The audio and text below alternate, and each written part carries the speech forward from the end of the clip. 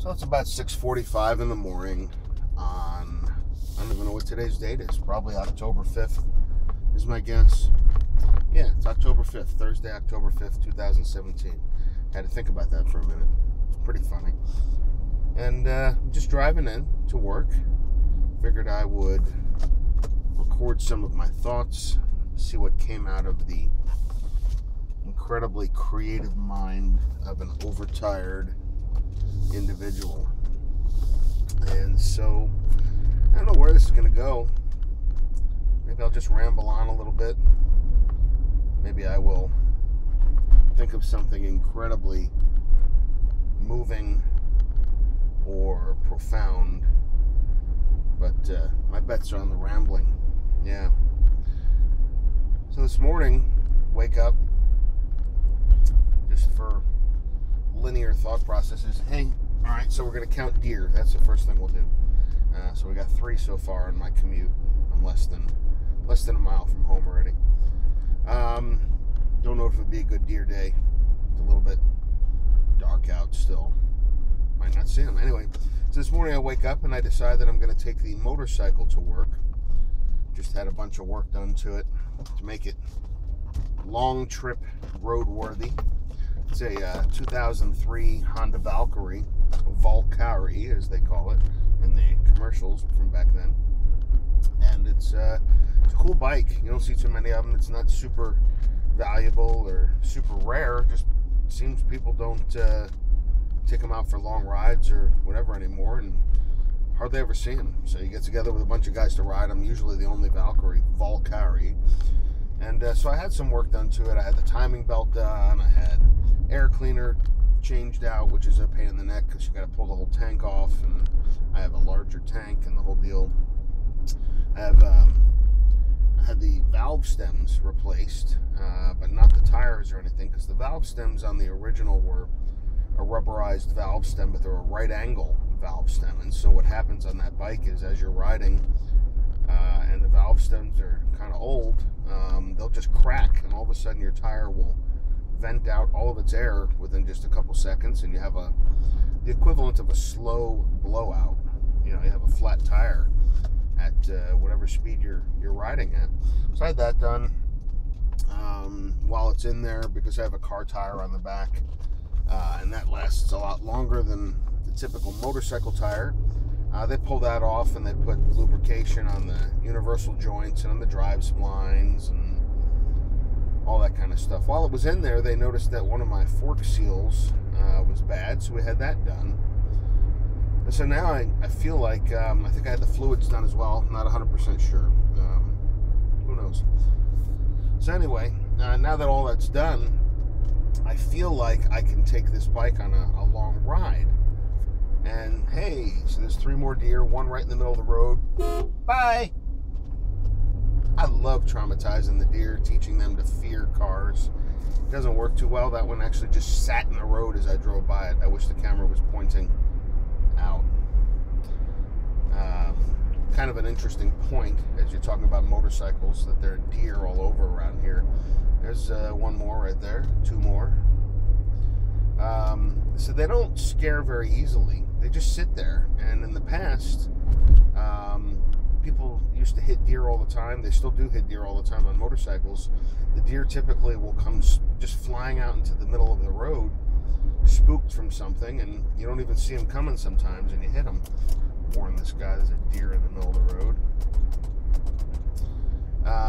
And so around here, it's like I can pull up to the deer and I could probably, I don't mean this to sound weird, but I could probably kick them as I drive by on the bike. They just don't get scared. They don't care about the car noise, the motorcycle noise. I suppose if I had flatulence pipe exhaust system on my motorcycle that made lots of noise and annoyed all my neighbors, maybe the deer would run away from that, but I don't. I have a nice quiet stock OEM exhaust that I wish I could make even quieter. And so I'm going to take the bike this morning. I come downstairs, I look for my leather jacket, can't find it. Look for a Carhartt jacket, maybe, just throw that on, maybe put a windbreaker over it, can't find it. Look for my old leather jacket, can't find it. And so I'm thinking, today probably wasn't supposed to be a motorcycle day, and I don't know why, but we'll find out. We just, I could complain about maybe somebody hiding all of my jackets. I know I've got a new leather jacket that I bought maybe 2-3 years ago. I call that new, but it's sitting at my office. So if I had the bike at work, I could ride home, but I have the bike at home and the jacket's at work, right? So when stuff like this happens, do you sit here and say, man, I wish that I had my, pull up a little bit so this guy can get around me. I wish that I had my clothing, and I'm all upset that people, hide my stuff and keep me from being able to ride when I want to and all that. No, I don't say that. I say today is probably the day that I wasn't supposed to ride. Maybe there's an oil patch on the road. Maybe there's a deer that would have run out for the first time in the history of my riding around here and freaked out, and I would have run into him. Maybe somebody would have stole my bike at work. Who knows? Whatever the reason is, I don't believe that every last second of my day is directed by God. I don't believe that He writes the script and then forces me like a robot to go through it. But I do believe that every last second of my day has preferred decisions and direction that God has. And so He leads us through His Holy Spirit to go in those directions. And of course, as we make decisions, God can redeem our bad decisions, and He can use our good decisions. And so hopefully that was a good decision today, for me not to try to force the issue and put on 3 fleece jackets and a windbreaker and all that just to figure out how to ride. Maybe tomorrow I'll ride, but today, for some reason, I wasn't supposed to ride. That's just the way I look at it. And so we have this concept of, does God control every last thing we do? Calvinism and Arminianism, I think it is, if I remember correctly. I'm kind of tired, if you can't tell. Another deer. Wow, it was really close to the road. I should have hit it. Predestination, free will, all those things. It's really complicated, right? So probably 25 years ago, somebody taught me something really powerful when it comes to that stuff. And this person basically was telling a story. There's 2 more deer right there, right? It taught me basically, I could sit here all day and I could study and I could pontificate about my thoughts on, well, God has this in His Word and says this about free will, but He says this about calling us and ordaining our steps and all this kind of stuff. Or I could spend that time getting to know God better in the big picture. God's not a one subject God. And so should I study those things? Absolutely, I should study those things. I should, as I feel the Spirit leads me, do topical studies, do word studies, do historical studies, do whatever it takes to increase my ability to understand the things of God and understand the things of this world through God's eyes, through a God perspective. But I'm not going to sit here and make my life about something the entire time that should only be a small part of my walk with Him, a small part of my faith. So, how many of us, I've done it, I'm not going to just say other people, how many of us have spent an inordinate amount of time on one thing, the end times. When's Jesus coming back?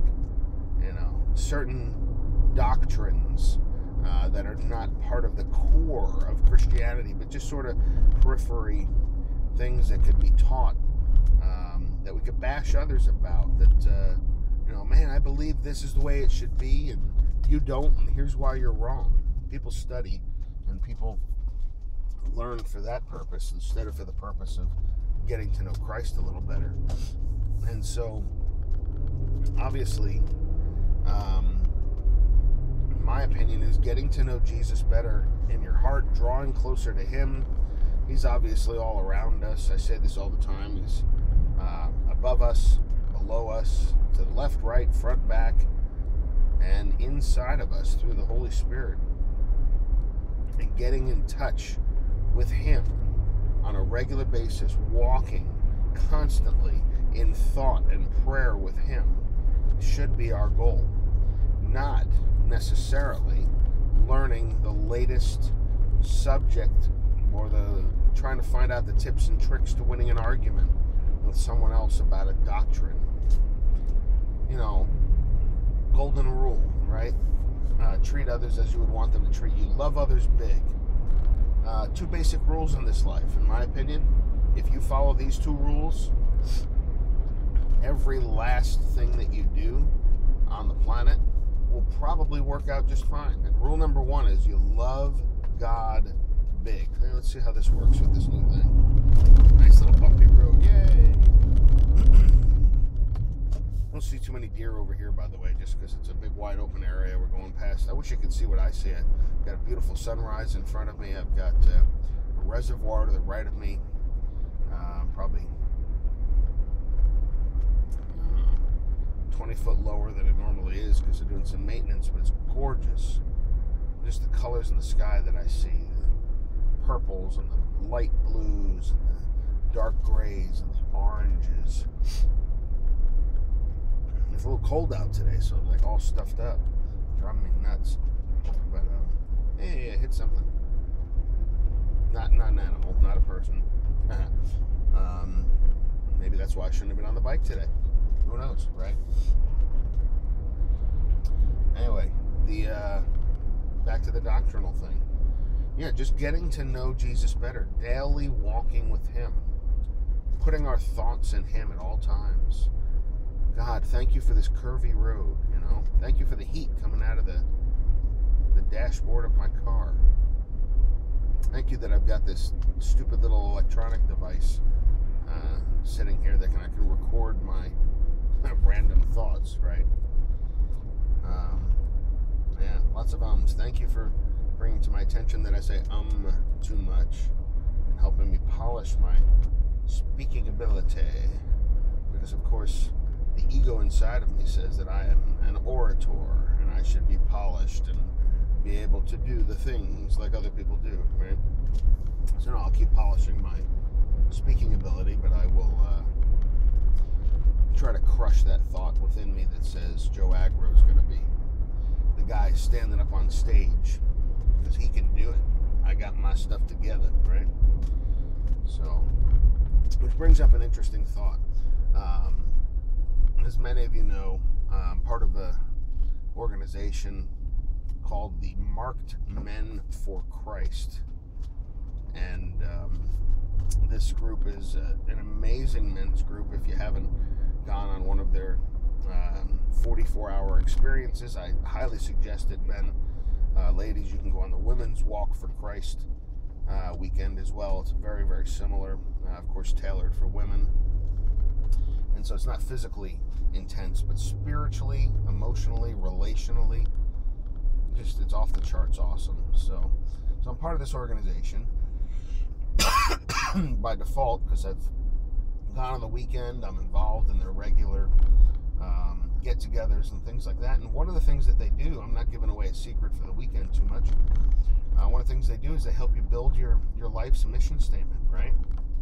And so you walk away from the experience with other marked men for Christ, and you develop this vision based on your strengths and your passions and all this other kind of stuff. And so, for instance, my mission statement, which changes every now and then, by the way, based on what I'm doing or where I am, is simply branded, if you will, as the following. As a marked man for Christ, I co-create a world of inspired servant leaders. I do this through words of encouragement and affirmation. I partner with others to do good works, and I help them find their calling in this world. And so that's cool enough as it is. Most people don't have a personal mission statement, and that can, if you read that every couple days, or if you meditate on how that fits into your walk with God, and you pray about it and say, man, God, how can I do those things? That's awesome. It'll tweak your life and just make things better in so many different ways. But now there's another aspect to that, and there's the anti-mission statement. That is the exact opposite. And so going back to the speaking thing, the thing, right? My anti-mission statement is, forgive me, merging onto a highway here. As a man, who doesn't always follow Christ, I try to create a world where Joe Agro is the most important guy. And I do this mostly through trying to win influence with others, by doing things that gets their attention, by trying to put myself in the forefront instead of Jesus. And so instead of working behind the scenes to make things happen at church or in communities, I put myself out in front and say, hey, look what Joe Agro's doing. You should look over. He's a leader. He's the kind of guy that you want to get to know and give influence in your life over to him, because he knows what he's doing. And so that's my anti-mission statement. I know that I really destroy a lot of things by being that guy. And so for me, I'm always trying to crush that. That's the exact opposite of what I'm trying to do every day. And so I will purposely take steps when I feel that anti-mission kicking up in my life. I will take steps to crush it and to bury it and to put it down, so that I can focus more on my mission statement. And so yeah, maybe that's just the tip for today. I don't know how long we've been going, 17 minutes or so. So I'm gonna cut it off now. I'm just pulling up to work, but great angle from this camera, right? Isn't this cool? Yeah, I look good. I look tired, don't I? Anyway, God bless you guys. I hope you're doing well. Hope you enjoyed this. These probably would have been my thoughts whether I'm recording or not, but it really helps to verbalize them and just go through them. And I encourage you to do the same thing. Maybe just journal. Maybe this will never get published. Who knows? Maybe I'll put this up in 10 minutes. I just don't know. I'll pray about it. I'll see what God tells me. And yeah, hopefully not part of my anti-mission, right? God bless you. Have a great day.